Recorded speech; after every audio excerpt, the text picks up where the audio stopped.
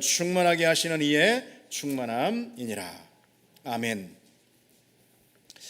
15절로 23절 말씀은 바울의 기도라, 그렇게 말씀을 드렸습니다. 바울은 먼저 감사의 기도부터 올린 다음에 이제 본격적으로 기도를 드리고 있습니다. 특별히 에베소 교회 성도들의 마음의 눈을 밝혀 주셔서 그들이 이미 받은 복이 무엇인지, 그 선물이 무엇인지 알게 해달라라는 그런 기도입니다. 어떤 복을 그들이 이미 받았는가, 그 점에 대해서 이제 18절로 19절 말씀에 이제 기록이 되어 있는데, 조금 이제 본문이 약간 복잡한 말로 되어 있는데 이제 이런 내용인 거예요. 이들이 하나님으로부터 이미 받은 복이 무엇이냐, 그것을 알게 해달라라는 건데, 첫 번째로 부르심의 소망입니다. 부르심의 소망, 그것이 무엇인지 알게 해달라. 그리고 이들이 받은 기업의 영광의 그 풍성함이 얼마나 놀라운 것인지 알게 해달라, 이런 내용이고요. 그리고 마지막에 이들 가운데 지금 역사하시는 하나님의 능력이 얼마나 탁월한지 알게 해달라, 이런 이제 기도입니다. 간단하게 말해서 에베소 교회 성도들에게 있는 부르심의 소망, 그리고 또 그들이 받은 기업의 영광, 그리고 지금 그들 가운데 이미 역사하고 있는 하나님의 능력, 그것이 있는데 그것을 알게 해 주옵소서, 그런 거죠. 여기서 이제 물론 알게 해달라라고 했는데, 알게 해달라는 것은 뭐 머리로 이해하게 해달라 이런 것이 아니고 영적으로 더 깊이 체험하게 해달라, 이런 내용입니다. 본문은 우리에게 먼저 기도에 대한 아주 중요한 사실을 가르쳐주고 있습니다. 기도는 뭐냐? 우선적으로 내게 있는 어떤 결핍을 보고 구하는 간구이기 그 전에 하나님께서 이미 내게 주신 것들을 알게 해달라는 요청, 이게 바로 기도입니다. 그래서 우리는 뭘 더 달라고 기도하기에 앞서서 이미 주신, 하나님이 내게 주신 복이 무엇인지 깨닫는 것, 그리고 그것을 충만히 누리는 것, 이게 바로 기도의 자리에서 일어나야 하는 아주 중요한 내용입니다. 다른 말로 우리는 지금 이제 기도할 때마다 내게 부족한 것이 무엇인가, 내게 있는 결핍이 무엇인가, 그것을 이제 보게 된단 말이죠. 그리고 뭐 별 부족한 게 없는 것처럼 느껴지면은, 그러니까 기도도 안 하는 것이죠. 기도 왜 하느냐? 왜 안 하느냐? 뭐 기도할 거가 있어야지 기도를 하지, 이렇게 말하는 이유가 거기에 있습니다. 그러나 기도에 있어서 우선적으로 해야 하는 가장 중요한 내용은 그것이 아니라는 거예요. 하나님이 이미 내게 주신 것이 무엇인지 보는 것, 그것을 더 깊이 알게 해달라, 이게 기도의 중요한 내용입니다. 물론 이제 우리는 여러 가지 뭐 결핍이 있죠. 우리 삶의 자리 가운데 많은 그런 부족한 것들이 있습니다.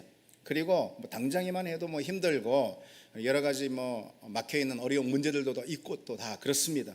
코로나 시대를 뭐 살고 있는 지금 현재 더더욱 그렇죠. 안 그래도 뭐 우울한 그런 세상인데, 그런데 뭐 코로나 때문에 뭐 코로나 블루다, 뭐 심지어 뭐 코로나 블랙이다, 그러면서 그런 것들이 다 겹치니까 우리 삶이 참 힘든 게 사실입니다. 그러나 그 모든 문제를 참 어렵고 힘든 문제라고 해봅시다. 그렇죠. 해보는 게 아니고 실제로 어렵고 힘든 문제죠. 그러나 그 모든 문제를 정말 사소한 것으로 만들 만큼 놀랍고도 큰, 그리고 비밀스러운 그런 복이, 그런 선물이 이미 우리에게 주어졌다라는 거예요. 그것을 우리는 기도를 통해서 더 깊이 발견해야 합니다. 내게 이미 있는 그 복을 내가 누릴 수 있어야 하는데, 그건 기도의 자리에서 시작이 되는 거예요. 바울은 하나님이 우리 눈을 밝히셔서, 그래서 우리가 받은 복이 얼마나 놀랍고 또 경이로운지 그걸 알게 해달라고 지금 오늘 본문에 기도하고 있죠. 왜냐하면 왜 이런 기도를 드리느냐, 그거는 우리가 자주 잊어버리기 때문에 그렇습니다. 하나님 우리에게 주신 복이 얼마나 놀랍고 풍성한지, 그것이 얼마나 신비롭고 경이로운지 그걸 자꾸 잊어버리니까, 그러니까 이 기도부터 먼저 하는 거예요. 여러분 한번 생각해 보십시오. 그리고 믿음으로 한번 고백해 보십시오.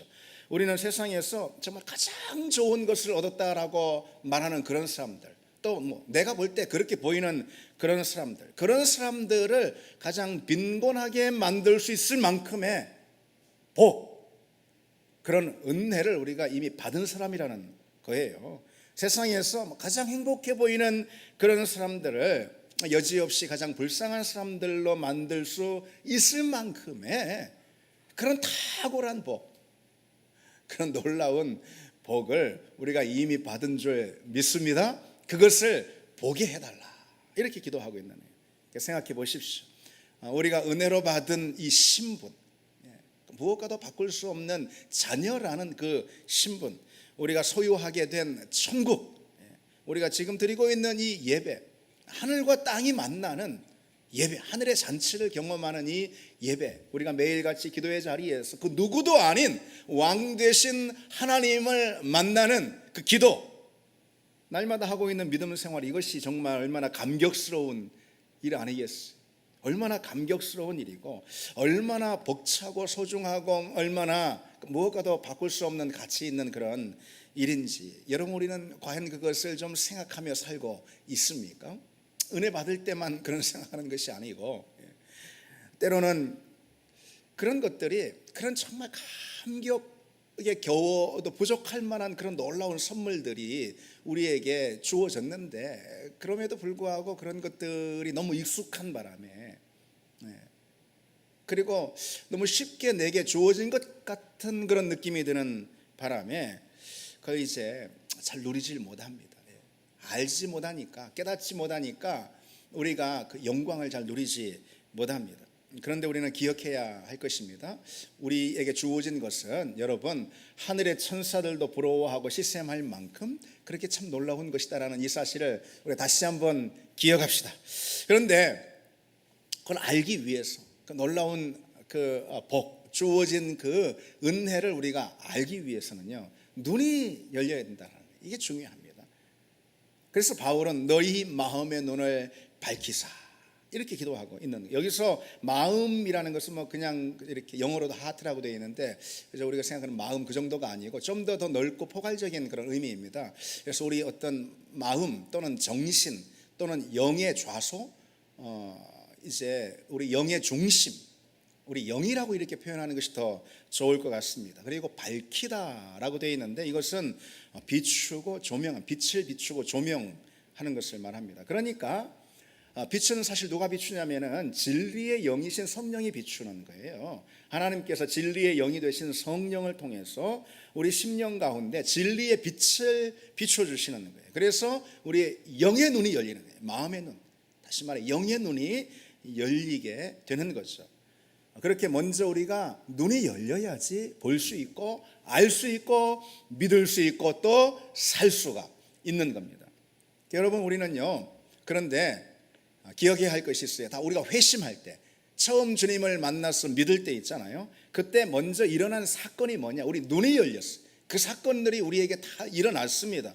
그러니까 믿게 된 거죠. 눈이 열리니까 믿게 된 거예요. 우리 영으로 하나님을 보고, 그리고 믿음을 갖게 된 것입니다. 바울을 한번 떠올려 보십시오. 다메섹 도상에서 어떤 사건이 일어났습니까? 그가 고꾸라져서 그의 눈에 비늘 같은 것이 벗겨졌다고 그랬어요. 새로운 눈을 갖게 된, 눈이 뜨게 된 겁니다. 복음을 듣고 예수를 만나서 회심하게 된 사람, 예수를 믿게 된 사람이 있죠. 이런 사람들은요, 눈이 열리는 체험을 다 하게 된 겁니다. 회심의 사건은 반드시 눈이 열리는 그런 사건을 동반한다, 이거죠. 여러분 모두가 다 눈이 열렸어요. 그래서 고린도후서 4장에 이런 말씀이 있습니다. 어두운 데에 빛이 비치라 말씀하셨던 그 하나님께서 예수 그리스도의 얼굴에 있는 하나님의 영광을 아는 빛을 우리 마음 가운데 비추셨다. 그래서 이 말씀은 어떤 말씀이냐면, 쉽게 말해서 하나님께서 어떻게 창조를 하셨어요? 창조 가운데 가장 처음 있었던 하나님의 말씀이 뭡니까? 창세기 1장에 빛이 있으라 그랬잖아요. 빛이 있으라. 빛을 창조하심으로 하나님의 창조의 작업이, 역사가 시작이 된 것입니다. 그처럼 우리 믿음도 마찬가지예요. 우리 믿음이 맨 처음 빚어질 때 말이죠, 하나님이 우리 믿음을 만드시고 빚으시는 거죠. 그럴 때 하나님께서 가장 먼저 뭘 말씀하시죠? 우리 마음의 자리 가운데 하나님의 빛, 진리의 빛을 비추시는 거예요. 우리 마음 가운데 진리의 빛이 비추라 말씀하시네요. 그래서 우리가 다 믿게 된 것입니다. 그러니까 여기 우리는 뭘 할 수가 있습니까? 예수를 믿게 된, 우리 믿음을 가지게 된 거, 구원의 첫 시작, 이것은 눈과 관계가 있어요. 눈과, 영의 눈이죠. 당연히 영의 눈이 띄어진 것입니다. 그게 바로 믿음의 사건에, 믿음의 자리에서 일어난 아주 중요한 사건입니다. 믿지 않는 사람들은 당연히 눈이 없죠. 영의 눈이 없죠. 그래서 우리는 우리 육신의 눈과 함께 영의 눈을 가져야 하는데 외눈박이로 사는 사람들입니다. 영의 눈이 없어요. 그래서 복음에 대해서, 하나님에 대해서, 하나님 나라에 대해서, 하나님이 하시는 일에 대해서 전혀 볼 수도, 그러니까 알 수도 없는 것이 무지의 그늘 가운데 갇혀 있습니다. 에베소 4장에요. 그들의 총명이 어두워지고 그들 가운데 있는 무지함과 그들의 마음이 굳어짐으로 말미암아 하나님의 생명에서 떠나 있도다. 여기서 말하는 그들은 믿지 않는 이방인들이에요. 이들이 하나님을 떠나 있어요. 왜 하나님을 떠나 있냐? 눈이 어두워 보지 못해요. 무지의 그늘 가운데, 그 장막 가운데 이들이 갇혀 있어요. 그러니까 생명에서 떠나 있고, 그러니까 하나님 믿지 못하는 것입니다. 믿지 못하는 것입니다. 인간은 여러분 타락하지 않았습니까? 아담의 타락, 이것은 우리 인류의 타락을 말하는 거죠.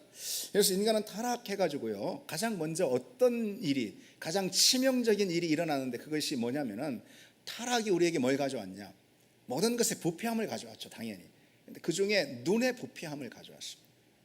우리 영의 눈이 부패해서 망가져 버렸다라는 거예요. 눈이 어두워져 버렸습니다. 그래서 하나님을 보지 못하는 거예요. 타락한 인생의 눈은 하나님을 알지 못하는 것이, 하나님의 선한 것들 보지 못하고 하나님이 지금 어떤 일을 하고 계시는지 전혀 알 길이 없습니다. 알고 싶어 하지도 않아요. 그리고 그런데 복음을 믿으면은 가장 먼저 눈의 치유가 일어납니다. 눈이 밝아지는 거예요. 주님께서 니고데모에게 이렇게 말씀하십니다. 거듭나지 아니하면 하나님 나라를 볼 수 없느니라 그래요. 볼 수 없느니라 말씀하셨어요. 거듭나지 않으면은 불신의 상태에서는 눈이 가리워져 있어, 무지의 장막에 가리워져 있어서 볼 수가 없는 것입니다. 거듭난 것은 뭘 말하는 거냐? 바로 눈과 관계가 있는 거예요. 이제 비로소 볼 수 있어요. 하나님을 볼 수 있고 하나님 나라를 볼 수가 있는 것입니다. 그래서 거듭남이라는 것은 눈이 띄어지는 것을 동반합니다. 거듭남의 자리에서 눈의 열림이라는 가장 중요한 사건이 일어나는 거예요. 그런데 여러분, 그것은 시작입니다. 눈이 열렸어요. 거듭남을 통해. 그런데 그건 시작에 불과한 것이고, 이제 그 눈은, 열린 눈은 계속해서 점점 더 열려야 하는 거예요. 그것이 바로 구원의 과정입니다. 여러분, 그 외에 아기가 태어나잖아요. 그 똑같습니다. 아기가 태어나면은 눈이, 시력이 굉장히 약합니다. 그래서 바로 앞에 있는 것도 잘 못 봐요. 흐릿해가지고 뿌연히 잘 못 본다고 그럽니다. 근데 잘하면서, 조금만 잘하면은 눈이 밝아지는 거예요. 그래서 또렷하게 보게 됩니다. 영적인 눈도 마찬가지입니다. 예수를 믿고 우리가 영의 눈을 갖게 됩니다. 맞습니다. 영의 눈이 이제 새롭게 열리게 되었어요. 그런데 그 새롭게 열린 눈은 점점 더 열려야 하는 거예요. 그래서 처음엔 보지 못했던 더 신비롭고 더 비밀스럽고 더 놀라운, 더 탁월한 하나님의 역사들을, 하나님의 신비들을 보게 되는 거죠. 그렇게 눈이 열리면 열릴수록 우리는 하나님을 더 깊이 알게 되고, 그러면 그럴수록 우리 믿음은 더욱더 분명하게 서게 되는 겁니다. 마치 우리가 세상을 또렷하게 보잖아요. 그렇죠? 세상을 또렷하게 다 봅니다. 눈 뜨고. 그것처럼, 아니 그 이상으로 우리가 우리 영의 눈이 열려서 세상을 보는 것 이상으로 더 또렷하고 분명하게 하나님을 보는 그런 과정들이 곧 믿음의 과정입니다. 무엇보다 그래서 눈이 열릴수록요, 어떤 변화가 우리에게 주어지냐면, 눈이 열릴수록 하나님께서 내게 이미 주신 그 놀라운 선물들을 더 깊이, 더 뚜렷하게 보게 되는 거예요. 그게 가장 중요합니다. 우리는 모두 거듭난 사람들 맞습니다. 여러분 다 맞죠? 거듭난 사람들 맞죠? 따라서 눈이 없어서 전혀 못 보는 그런 사람들 아니에요. 우리는 눈이 있어요. 다들 여러분 다 눈이 있습니다. 다시 말해 영적인 눈이 있어요. 그런데 그 영적인 눈은 말씀드린 대로 더 열려야 하는 것입니다. 계속 갈수록 신앙생활 해가 걸어갈수록 열려야 합니다. 그러다가 천국에 가면은 그 눈이 완전히 열려서 완벽하게 보게 되는 거예요. 하나님을 완벽하게 보게 되고 하나님이 행하신 구원의 역사를 완벽하게 보게 되는 것입니다. 그것이 곧 구원의 과정이고 또 마침이에요. 그래서 여러분 고린도전서 13장에 이 말씀 다 잘 아실 것입니다. 우리가 지금은 거울로 보는 것 같이 희미하나 그때에는 얼굴과 얼굴을 대하여 볼 것이요 지금은 내가 부분적으로 하나 그때에는 주께서 나를 아신 것 같이 내가 온전히 알리라. 여기서 그때라는 것은 하나님 나라가 임한 그때, 또 다른 표현은 우리가 하나님 나라 천국에 가는 그때가 되면은 우리는 얼굴과 얼굴을 대면해 보는 것처럼 완벽하게 알게 될 거다. 우리 눈이 완전히 띄게 되는 것입니다. 거듭남을 통해서 우리 눈이 열렸어요. 계속해서 그 눈이 더 깊어지고 더 분명해지고 더 뚜렷해집니다. 더 열립니다. 그러다가 마침내 하나님 나라 가면은 완전히 열리는 거예요. 그래서 이전에는 거울을 본 것, 옛날 거울 있잖아요. 면경. 잘 안 보여 흐릿해가지고. 2000년 전에 바울이 말할 때는 그렇게 거울을 보는 것처럼 하나님 대했는데 이제는 얼굴을 대면하는 것처럼 완벽하게 해버려요. 여러분 참 이 말씀 놀랍습니다. 어떤 사람이 바울이 성경을 기록한 사람이잖아요. 성경을 기록할 정도로 그 영안이 열리고 영적인 세계를 다 보는 그 놀라운 그 눈의 비밀을 이미 소유한 이 바울도 지금은 어떻게 본다고요? 하나님을 거울을 보는 것처럼 희미하게. 그러나 하나님 나라 가면은 얼굴과 얼굴을 맞댄 것처럼 그렇게 보리라. 여러분 우리 신앙의 과정이 바로 그와 같다라는 것을 알아야 합니다. 그게 믿음과 함께 시작된 영의 눈의 진보의 과정입니다. 그런데 많은 그리스도인들을 보면은 거꾸로 가는 사람들이 오히려 거꾸로 눈이 퇴보해버리는 그런 사람이 있습니다. 처음 믿을 때보다 오히려 더 갈수록 침침해져. 그냥 처음 예수 믿고 막 너무 좋아가지고 보이니까 좋은 거예요. 보이니까 못 보는데 어떻게 알아요. 보이니까 하나님 만났어. 보이니까 너무너무 하나님 내게 행하신 일이 영의 눈이 열려서 영의 세계를 보게 되니까 감격스럽고 탄성이 나오고 그러다가 더 열려야 되는데 이게 그냥 그 다음에 그냥 금방 그냥 침침해져 가지고 거꾸로 가는 사람이 있습니다. 영적인 눈이 거짓된 세상에 오염돼 가지고 자꾸만 더 침침해지는 그런 그리스도인들이 많다라는 거죠. 영적인 눈이 마귀가 뿜어대는 연막에 의해 가지고 자꾸 뿌연해지는 그런 사람들이 많은 거예요. 예수 믿는 사람들 가운데도 그래서 여전히 영적인 세계에 대해서 말씀의 세계, 하나님의 세계, 진리의 세계에 대해서 여전히 무지의 구름 가운데 덮여 있는 사람들이 참 많이 있습니다. 그것은 마치 여러분 영적인 백내장과 같습니다. 우리가 나이를 먹고 하면은 백내장이라는 것이 오지 않아요? 흐릿하게 뿌옇게 잘 보이지 않습니다. 수술을 받아야 할 정도로 믿음의 눈이라는 것이 우리에게 있어요. 여러분 말씀드린 대로 믿지 않는 사람들이야 외눈박이로 육신의 눈만 가지고 살지만 여러분들 다 눈을 주셨습니다. 눈이 열렸어요. 그런데 오히려 그 눈이 퇴보해가지고 영적인 백내장 걸려서 안개가 낀 것처럼 말이죠. 그런 모습들이 참 많이 있단 말이죠. 그런 경우는 여러분 눈이 있으나 만한 거예요. 그거는 그렇지 않겠습니까? 보지 못하는 것은요 세상 사람들이나 별반 다른 것이 없어요. 영적인 무지 가운데 있는 거. 그래서 영적 세계에 대해서 전혀 무지한 거, 이것은 세상 사람들이나 나나 별반 다른 것이 없다 이 말이죠. 그럼 불행한 일 아니겠습니까? 하나님께서 눈이라는 것을 주셨는데 그처럼 영적인 세계를 보지 못하고 그런 상태가 오랫동안 지속되면은 여러분 어떻게 될까요? 자연스럽게 영적인 것에는 전혀 관심이 없게 되는 거예요. 그런데 지속되니까 그 다음에는 그에 관심조차 두지 않는 것입니다. 그리고 또 볼 마음도 영적인 세계, 말씀의 세계, 진리의 세계, 하나님이 행하시는 일의 세계에 대해서는 보려는 마음도 갖지 않는 겁니다. 세상 사람들의 눈과 다름 없어지는 거죠. 여러분 그것이 무서운 일입니다. 우리가 신앙생활 하는데 눈이 있어야 보고 갈 거 아니겠어요? 배는 거 없이 사는 거예요. 말 그대로. 예, 흔히들 하는 말 그대로 배는 거 없이 사는 것입니다. 믿음 생활을 한다고 하는데 뭐 전혀 보는 거 없이 그냥 막 사는 거죠. 예. 무서운 일 아니겠, 위험스러운 일 아니겠습니까? 우리는 눈을 잃으면은 그렇게 되는 거예요. 우리를 세상 사람들과 가장 분명하게 구별시켜주는 것은 바로 영적인 눈입니다. 그래서 바울은 오늘 눈을 열어달라고 그렇게 기도하고 있는 거예요. 예. 그래서 우리는 기도할 때마다 여러분 다른 것보다도 눈을 열어달라고 기도해야 됩니다. 그래야 비로소 열린 눈을 가지고 우리가 구해야 할 것을 마땅히 구할 수가 또 있는 거예요. 여러분, 믿음이 무엇입니까? 지금까지 쭉 말씀드렸듯이 믿음이라는 것은 영의 눈을 갖는 거예요. 그것이 믿음이에요. 그러면은 믿음의 성장이라는 것은 무엇입니까? 열린 그 영의 눈이 계속해서 더 크게 열리는 것, 이것이 바로 믿음의 성장입니다. 예수 믿은 지 오래됐는데 여전히 달라진 것 없는 사람들이 있다라는 거예요. 그런데 다른 것에는 눈이 밝아요.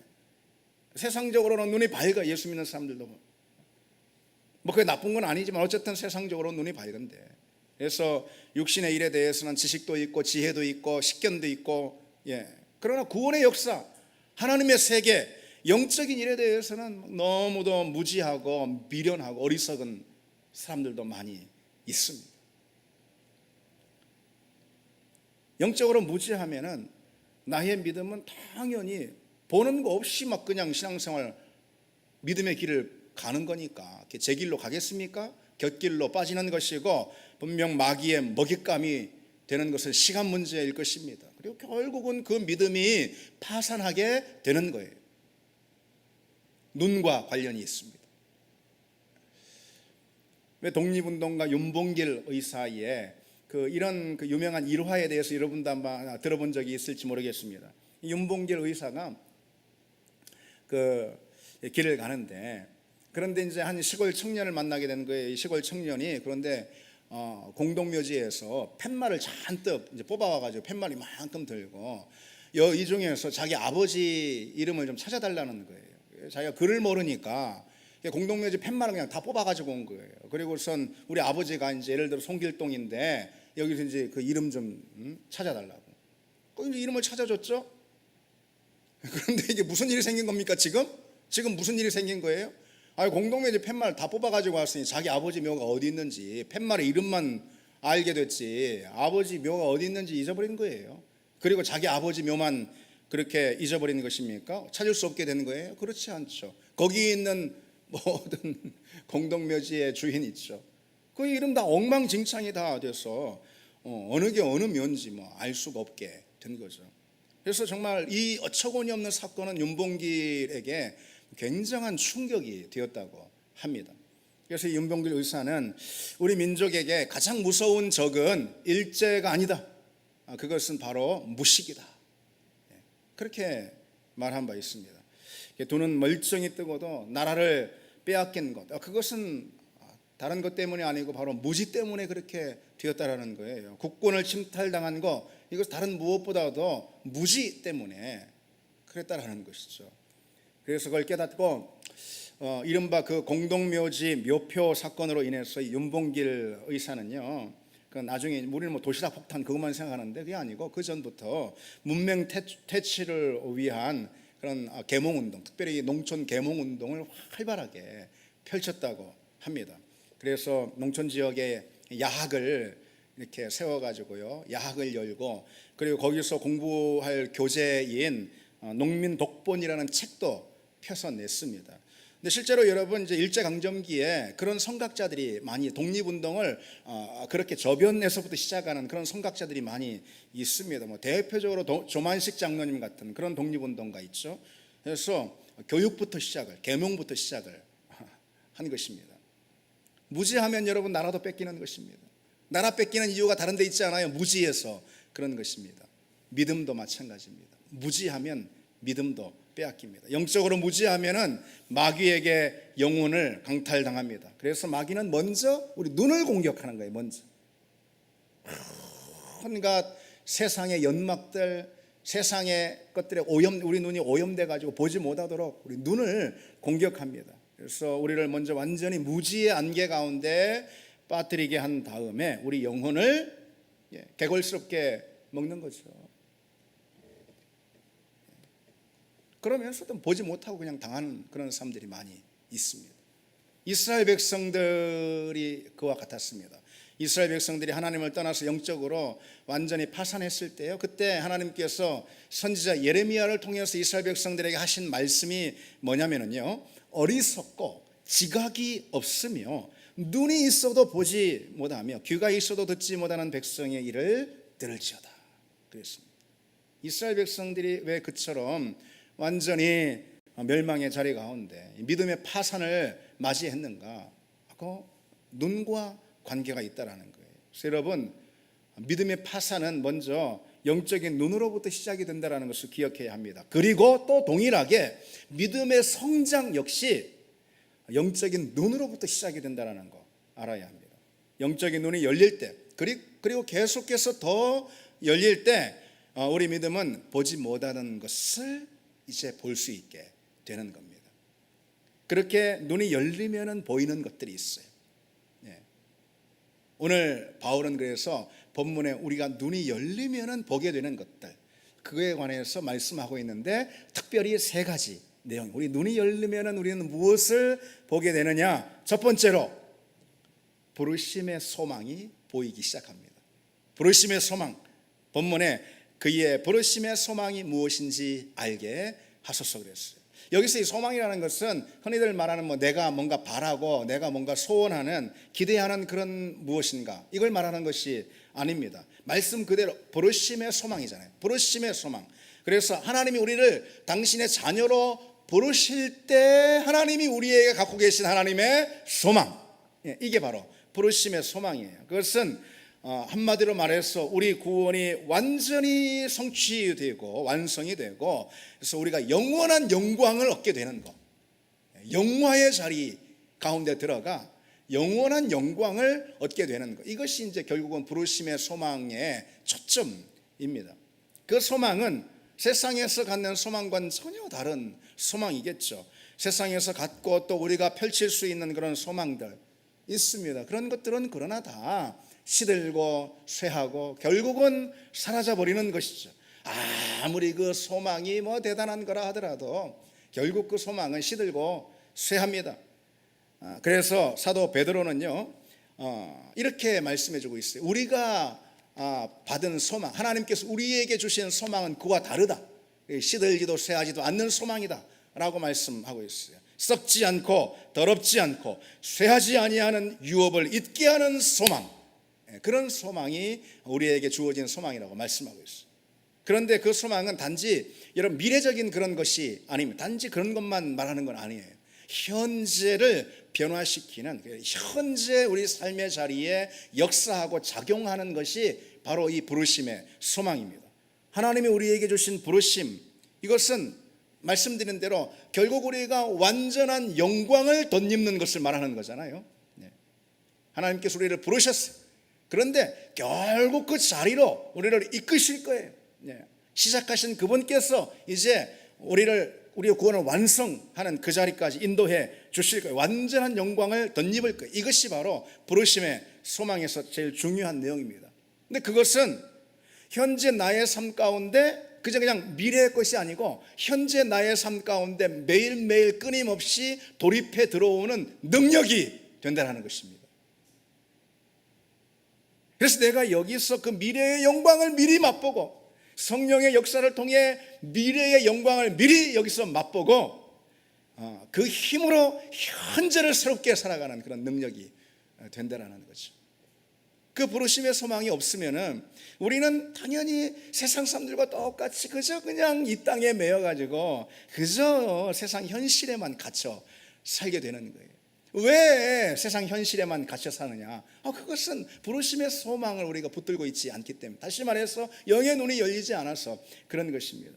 그 세상 사람들과 똑같이 먹고 마시고 그런 이제 현실에만 그냥 매달려 사는 거죠. 물론 우리는 여러분 그런 현실이 중요하고 그런 현실을 우리가 도피할 수는 없습니다. 참된 소망이라는 것은 그러나 여러분 현실을 도피하게 하는 것이 아니고 현실을 돌파하게 하는 능력이 됨을 믿습니다. 세상의 헛된 희망들이야말로 오히려 세상을 도피하게 만들 수가 있어요. 그런 것들이야말로, 헛된 희망들, 이런 것들이야말로 세상을 부정하게 할 수도 있습니다. 그러나 참된 소망, 산 소망, 이것은 현실을 뚫고 돌파하는 능력을 우리에게 줍니다. 그 소망이 있기 때문에 현실을 받아들이고 그 현실 안에서 돌파하는 능력을 갖는 거예요. 현실을 변화시키는 능력을 갖는 거예요. 서기 교회 성도들 여러분, 이들에겐 참 왠지 우리하고 정말 다른 그런 믿음의 위대함이 왜 이들에겐 참 있었을까? 이런 생각 우리가 하게 되지 않습니까? 왜 그러냐? 한마디로 부르심의 소망 안에 있어 눈이 열렸어. 부르심의 소망을 이들이 붙들었기 때문에 그렇습니다. 그래서 그 부르심의 소망으로 현실을 돌파하고 현실을 새롭게 하는 그런 능력을 가진 사람들이었기 때문에 그렇습니다. 초기교회 성도들은 그 부르심의 소망으로 현실에 놓여 있는 그런 절망과 여러 고통의 무게를 압도해 버렸습니다. 바울의 유명한 고백이 대표적이죠. 현재의 고난은 장차 우리에게 나타날 영광, 이것은 부르심의 소망을 통해 주어지는 영광인데 그 영광과 비교할 수 없느니라. 이것을 장차 저 먼 미래에서만 우리가 얻게 될 거다 아니고 그것이 현재 내 삶으로 돌입해 들어오는 능력으로 경험한다는 거예요. 성령의 역사를 통해서 천국에서 우리가 받을 그 상급에 비하면, 그래서 여러분 그 부르심의 소망이 우리에게 이제 줄 상급에 비하면은 예수님께서 지금 여기 이 자리에서 자기 십자가를 지라라고 말씀하시는 그 자기 십자가, 이것은요 여러분 센 게 아니에요. 이건 뭐 그렇게 센 게 아니에요. 예수님이 우리에게 맡기시는 십자가는 그거는 오히려 너무 약한 게 아닌가 이런 생각이 들 정도로 부르심의 소망이 우리에게 안겨줄 영광이라는 것은 참 탁월하고 놀랍다. 그 사실은 눈이 열리면 비로소 볼 수가 있습니다. 눈이 열려서 그 사실을 보는 여러분 되기를 바랍니다. 둘째로 눈이 열리면은 무엇이 보일까요? 기업의 영광의 풍성함이 얼마나 놀라운가, 그것을 보게 된다는 거예요. 본문에 그 기업의 영광의 풍성함이 무엇인지 알게 해달라 그랬습니다. 기업은 여기서 뭘까요? 제가 몇 주 전에 말씀을 드렸듯이 기업이라는 것은 이제 오늘 이 자리에서 한마디로 그냥 요약하자면은 예수 그리스도예요. 성도의 기업은 예수 기업이에요. 우리의 몫은 예수님이라 이런 것이죠. 물론 반대로요, 예수님의 몫, 아니 하나님 아버지의 몫은, 하나님 아버지의 기업은 바로 우리라고 말씀을 드렸어요. 우리의 기업은 예수 그리스도입니다. 우리가 얻은 기업인 바로 그 예수 그리스도 안에서 우리에게 이미 주신 존재의 영광, 그 영광의 풍성함이라고 그랬잖아요. 우리에게 우리 존재 안에 담아주신 그 기업의 영광인 거예요. 다시 말해서 우리 존재의 영광, 우리의 존재가 변화됐어요. 그리스도의 자녀로, 하나님의 기업으로 그 존재의 영광을 우리는 발견하고 살아야 합니다. 우리는 여러분 예수 믿고 사는데 그러면서도 그동안 관성으로 살아왔듯이 그냥 그 관성대로 그냥 자꾸만 뭔가 더 얻고 더 소유하고 더 원하고 그런 욕심을 따라서, 욕망을 따라서 우리가 살아가는 경우가 참 많이 있습니다. 그러나 우리는 우리 존재가 가지고 있는 영광을 알아야 합니다. 우리 변화된 존재가 가지고 있는 그 영광, 그거를 볼 수 있어야 합니다. 주님 내게 그 눈을 주시옵소서, 그렇게 기도하시기 바랍니다. 성경은 우리에게 하나님의 자녀가 되는 권세를 주셨다고 그랬어요. 하나님의 자녀가 되는 뭐라고요? 권세를 주셨다고 그랬어요. 그건 권세, 자녀됨의 권세, 자녀됨의 영광, 자녀됨의 부요함과 그 탁월한 비교할 수 없는 그 가치, 이미 우리에게 그것이 있습니다. 여러분, 그로 인한 자랑이 과연 우리에게 있습니까? 그로 인한 기쁨이, 감격이 우리에게 있냐는 거죠. 우리는 그래서 여러분 소유가 주는 행복을 따라 사는 사람들이 아니고 존재의 영광을 바라보고 사는 그런 사람들입니다. 더 얻으면 좋을 것 같고 우리가 다들 더 소유하면 만족할 것 같습니다. 돈이면 뭐 돈, 건강이든 뭐 아니면 사람이든 주변에 내 사람이든 뭐 더 얻으면은 그만큼 더 나아질 것 같습니다. 그러나 여러분, 우리는 눈을 뜨고 좀 봐야 합니다. 우리가 이미 가진 존재의 영광을 말이죠.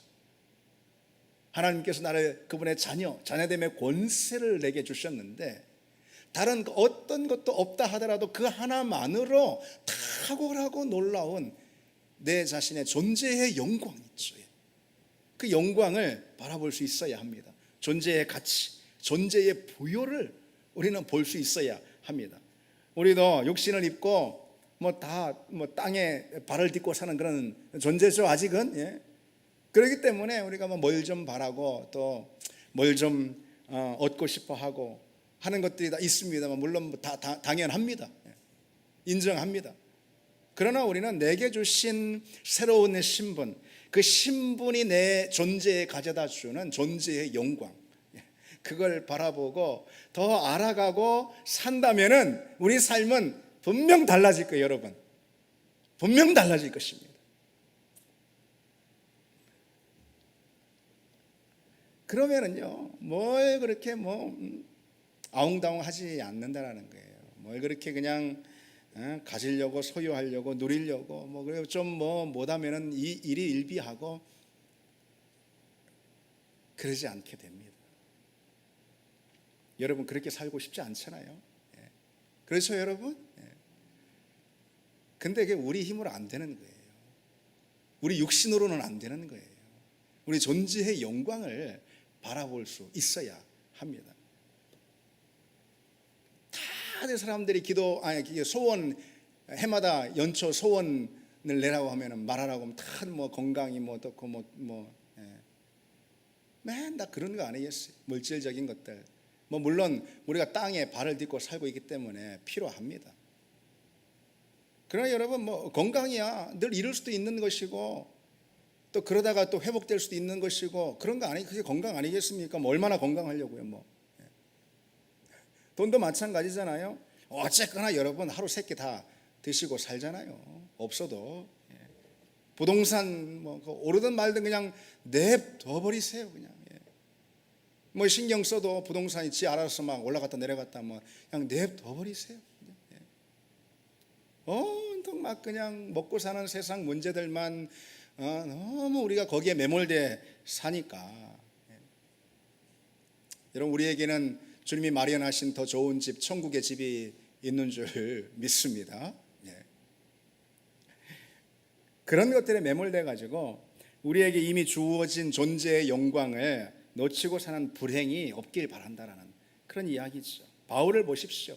바울은 인간적으로 보면은 굉장히 불행하고 또 굉장히 참 딱한 그런 인생 아니겠어요? 인간적으로 보자면 그 인생 얼마나 힘들었습니까? 예수 믿은 다음에 더 약해졌고 더 많은 것을 잃어버렸고, 인간적으로 보면 그랬습니다. 물질적으로도 얼마나 굉장히 공핍하고, 그리고 또 늘 빠듯하게 살았습니까? 건강에 있어서도 그가 골병 들어가지고, 그래서 여기 아프고 저기 아프고, 그게 바울의 예수 믿은 이후의 삶 아니겠어요? 그러나 변화된 존재, 그 존재가 그에게 부여해주는 그 영광 있죠. 그 영광의 부여함으로 바울은 정말 바울 서신을 우리가 읽으면은 정말 그로 인한 이 흥분이 바울에게 늘 있는 걸 볼 수 있어요. 그 흥분을 감추지 못하고 기뻐서 어쩔 줄 몰라 합니다. 그래서 바울은 그 기업의 영광으로 인한 이 기쁨을 정말 굉장히 그 자신이 누리고 또 강조하는데요. 그가 옥중에 있으면서도요, 그로 인해서 기뻐하라, 기뻐하라, 너희도 나처럼 기뻐하라. 특별히 빌립보서에 보면은 같은 옥중 서신이잖아요. 그 말 그렇게 많이 나옵니다. 그래서 기쁨을 마치 강요하는 것처럼, 그 본문을 읽으면 기쁨을 강요받는다는 그 느낌마저 들 정도로 그렇게 기쁨을 강조합니다. 여러분, 우리의 기업이 무엇입니까? 예수 그리스도입니다. 그리고 예수 그리스도와 함께 우리가 누릴 모든 영광, 이것이 바로 우리에게 하나님께서 주신 기업이라는 거죠. 예수님은 지금 하나님 우편에 앉아 계십니다. 주님이 누리시는 그 모든 영광은 우리도 누리게 될 것이다. 우리도 그 영광에 다 참여하게 될 거예요. 요한복음 17장에 주님께서 우리를 두고 이렇게 기도하시죠. 아버지여, 내게 주신 자도 나 있는 곳에 나와 함께 있어 아버지께서 창세전부터 나를 사랑하심으로 내게 주신 나의 영광을 그들로 보게 하시기를 원하옵니다. 주님과 함께 누릴 그 영광이 얼마나 탁월할지 우리는 상상도 할 수가 없을 것입니다. 그 약속된 우리 기업의 영광을 바라보는 그런 우리가 되기를 바랍니다. 마지막으로 눈이 열리면은 무엇이 보일까요? 하나님이 우리 가운데 지금 현재 역사하시는 능력의 크심을 우리가 볼 수 있게 됩니다. 본문에 믿는 우리에게 베푸신 능력의 크심이 어떠한 것을 알게 해달라 그랬잖아요. 영의 눈이 열리면 우리 가운데 역사하신 하나님의 능력이 비로소 보이기 시작하는 거예요.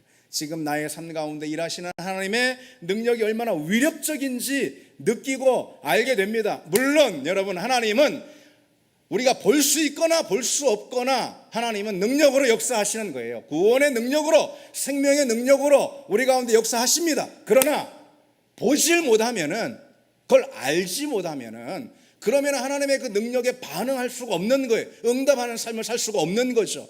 그러니까 능력이 없는 삶이 되는 것입니다. 우리가 눈을 떠서 하나님이 지금 내게 역사하시는 그 하나님의 위력적인 능력, 탁월한 능력, 그 능력을 보면은 우리는 그 능력에 반응하는 인생이 되는 거예요. 그래 우리 믿음이 능력 있는 믿음이 되는 겁니다. 여기서 여러분 특별히 본문을 한번 보십시오. 18절이잖아요. 그의 힘의 위력으로 역사하심을 따라 믿는 우리에게 베푸신 능력의 지극히 크심이 어떠한 것을 알아 그랬습니다.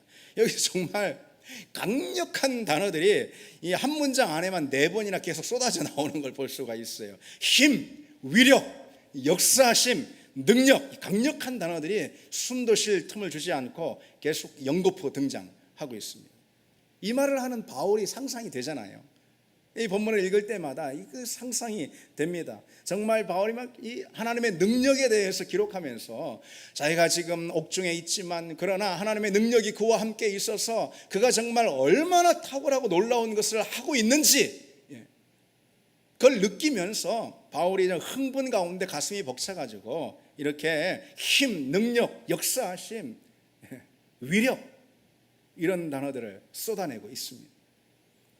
근데 하나님의 그 능력이라는 것은 특별히 어떤 능력이냐면 20절 가서 보면 이제 알 수가 있는데 그리스도 안에서 역사하신 능력이에요. 하나님의 능력은. 그러니까 하나님이 그리스도를 위해서 그리스도 안에서 역사하신 그 능력, 그 똑같은 능력으로 우리와 함께 하신다라는 거예요. 그리스도 안에서 행하신 능력은 어떤 능력일까요? 어떤 것보다 가장 특별히 그것은 그리스도를 무덤 가운데서 일으키신, 죽은 자 가운데서 살리신 능력, 그거 아니겠어요? 예수 그리스도께서 그 모든 놀라운 기적과 탁월한 일을 행하실 때 함께 하신 그 능력 뿐만 아니라 가장 중요한 것은 그리스도를 무덤에서 일으키신 능력입니다. 그 똑같은 능력, 하나님의 그 능력이 오늘 우리 가운데 함께 한다라는 거죠.